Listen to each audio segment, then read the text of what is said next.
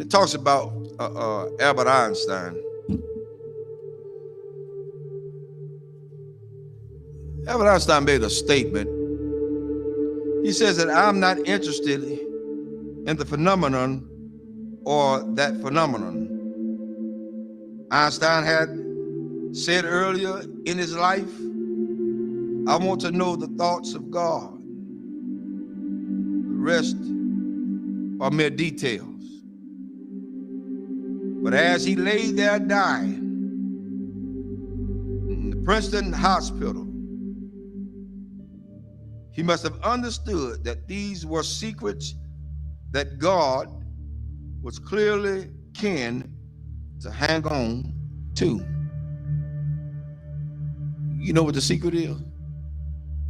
Love. Love. Love.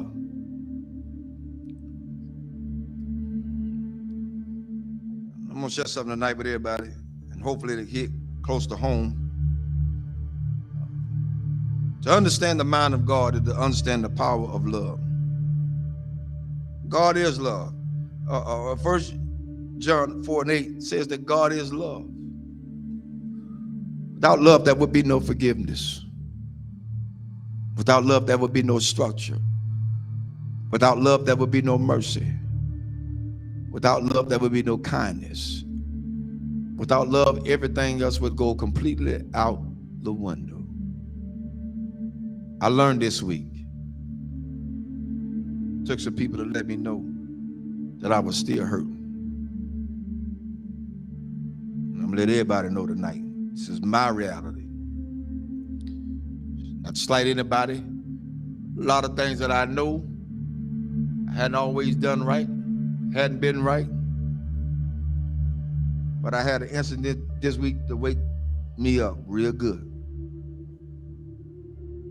At certain points, we can give our children what we didn't have so much until we forget about teaching them structure. This week, I learned at some point you won't be respected. And that's for everybody. You're not going to be respected because they feel the way they feel.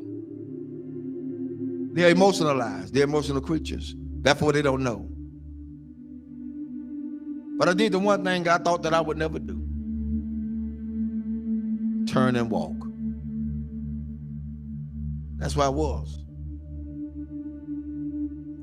But I found out that I had a whole halo of hurt that I'd never been released from.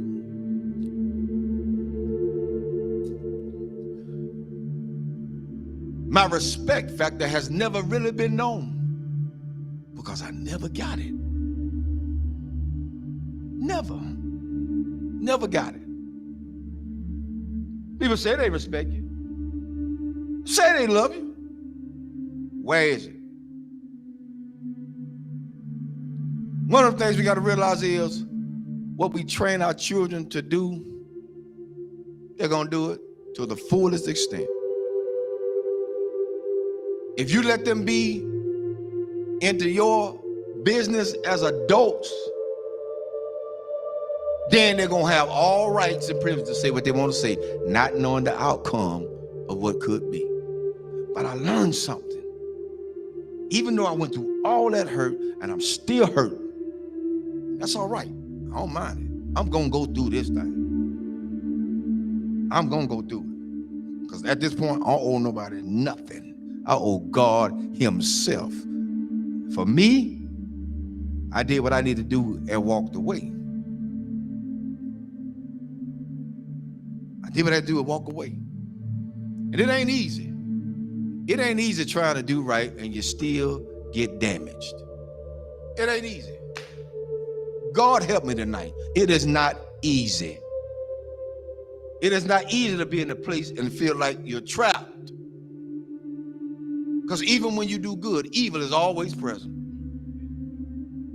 So you have to face the fact. That's why I said a lot of times, I've told people, and I still tell people today, don't hold me up as no God. Because I'm going to fall. And I'm going to make you fall. Don't hold me as no God. I'm going to make some decisions that folk just is not going to like. I'm going to turn over some chairs and some tables that people are not going to even be able to imagine that, whoa, the Reverend did that. Oh, yes, because I'm human. I'm human. I'm human. One thing I learned from all this is that you don't have to stay where you're not welcome. Thirdly, I ain't studying nothing nobody say. I came in this world alone. I'm gonna die alone. So you got to stand for yourself. I'm teaching my children that now, and I'm teaching them that from a distance right now. Because what could have happened didn't. And I love all of them. I love everybody. I love everybody. But there comes a point in your life you got to let go. You got to let go. How long do you have to put up with a lot of stuff?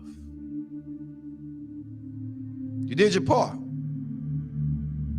You did what you can do. Now it's time to let them go. A lot of parents out there suffering now, and I'm telling all parents out there now, you done did all you could with your child. They're in their adulthood. They think they know it all. They done seen the world. They got more sense than you. Let them go. Release them in the Lord's hand. If you get in the way, you get in the way of God's hand. Get out the way. Because whatever God got for them, that's what he's going to get. Well, that's how it is. Children shouldn't be involved in the parents' business. Amen. I'll say it again. Children should not be involved in their parents' business. Whatever go on between those two, that's their problem. Not the children. But the children are affected by it. But guess what? It's up to those parents to sit the children down and talk to them together, not apart. Together. Together. You want to stop a whole lot of confusion? Talk about it together. You don't want to break down the communication? Talk about it together. At this point for me going forward, that's what we're going to do. And if they can't do that,